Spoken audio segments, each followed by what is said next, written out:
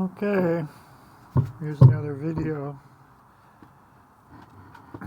Here's my dual rotor motor generator thing.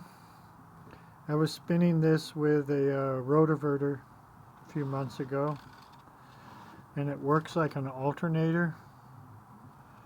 There'll be a magnet over here, but not one directly across, but one here and below. So the magnets, well, let's say it's north end there. This one will follow up and do north, so it'll go north one side of a coil, and then north other side of the coil. So it kind of pumps magnetism into the coil from one end and then from the other end, so it makes AC in the coil. So I have 8 magnets on this side.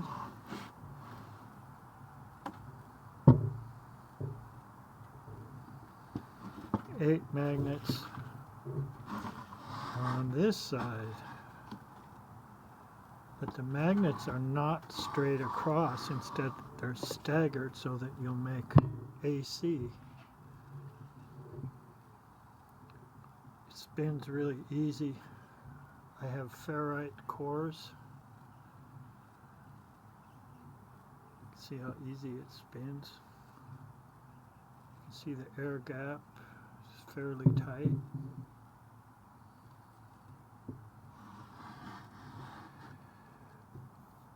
So this is my grandeur alternator design, and I'm going to make it into a motor because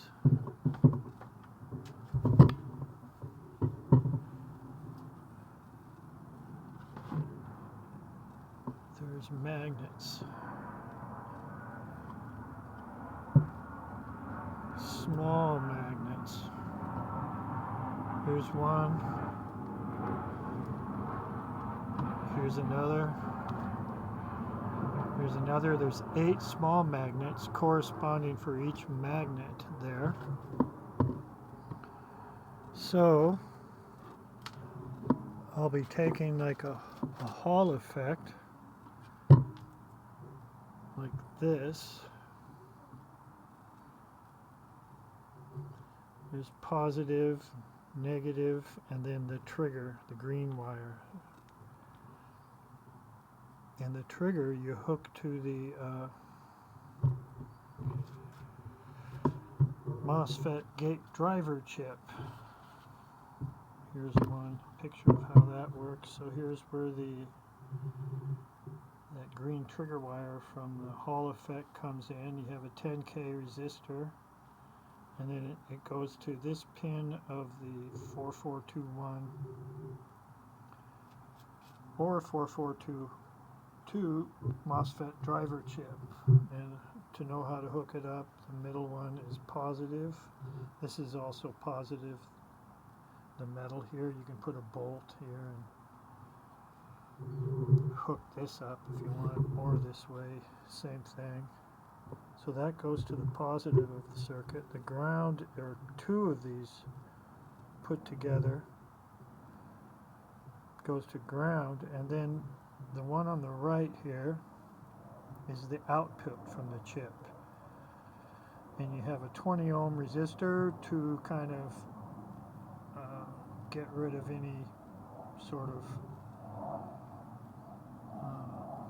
RF thing going on. You could have a thin wire wrapped around ferrite, but just a 20 ohm resistor does good, just to give a clean signal into the gate of the MOSFET.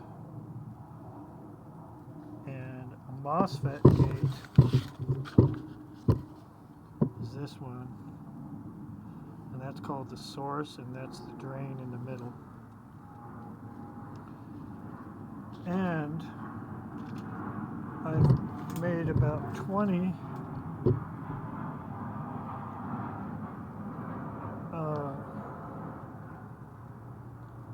boards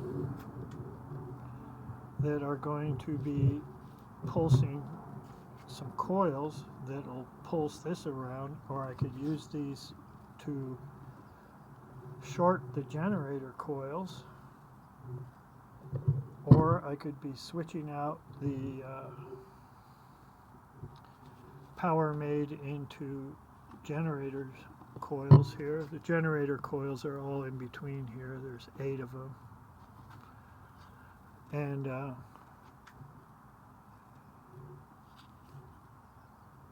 so I have all these MOSFET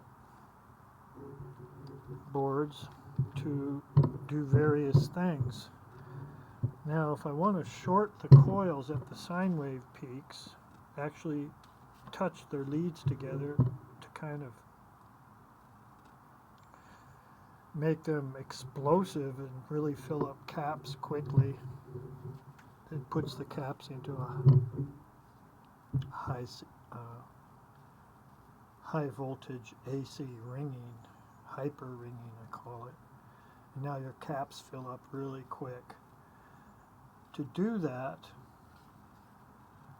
you need bidirectional MOSFETs. You need 2 MOSFETs hooked up like this so they have the ability to switch AC. And you see you have the gate connect, the source connect, and then the switching occurs between drain of this one and drain of this one.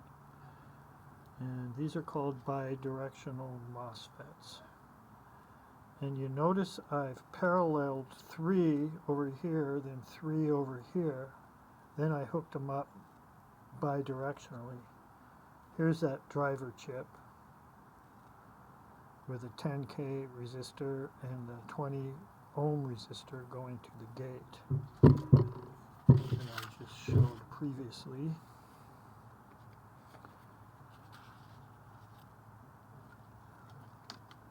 And so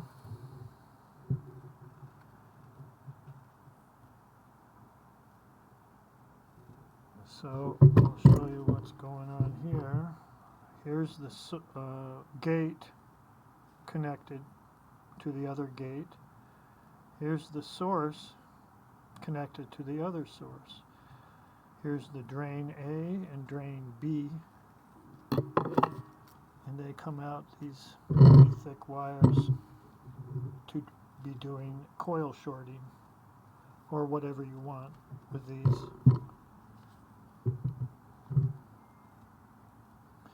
These happen to be P-channel MOSFETs.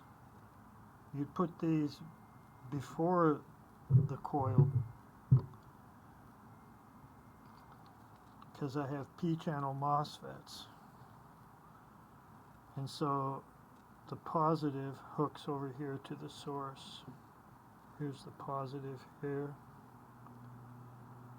And that goes to the source. And both sources connect because it's bidirectional. This is an N-channel one.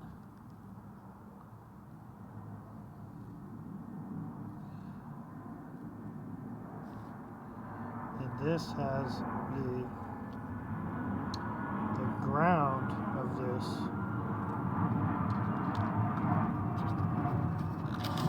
connect to the source because they're N-channel, so you put an N-channel after the coil and the circuit.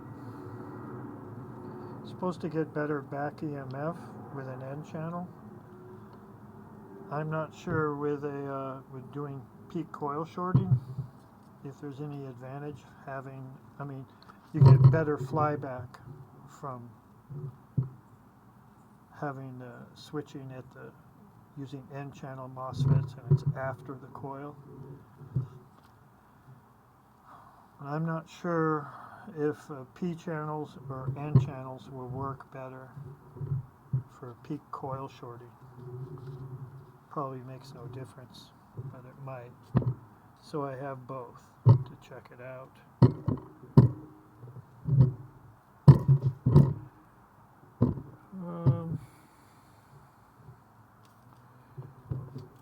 notice I have a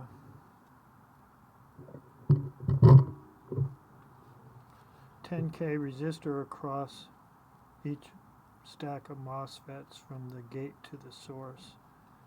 That is to make sure double that those MOSFETs are going to turn off. If you didn't have a gate driver chip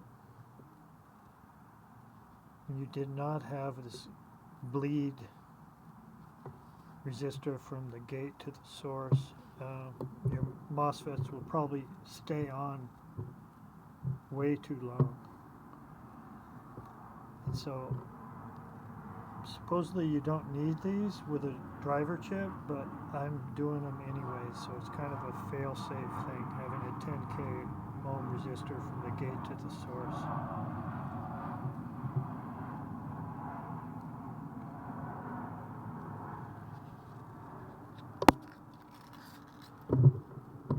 Also, when you hook up Hall effect, here's a Hall effect right here, and that's going to go in here, and I'll have a little swivel plate so I can adjust the timing, and those little trigger magnets are going to trip that Hall effect. I'm not using the rotor magnets, they're too big and you get too long of an on time. But I have those small trigger magnets. Trigger magnets are in this, inside this part that sticks out. Let's see if we can see them again.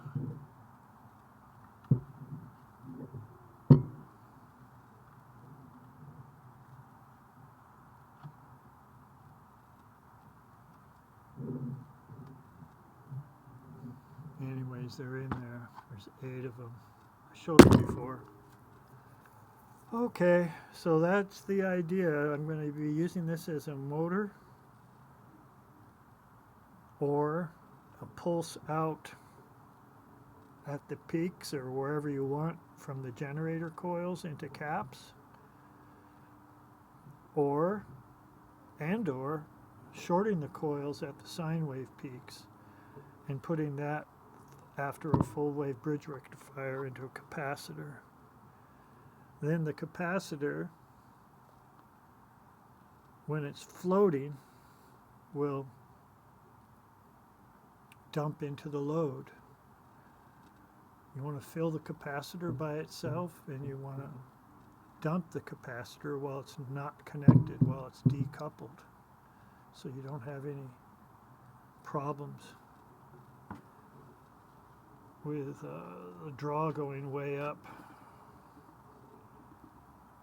or lens breaking of a generator when the caps discharge.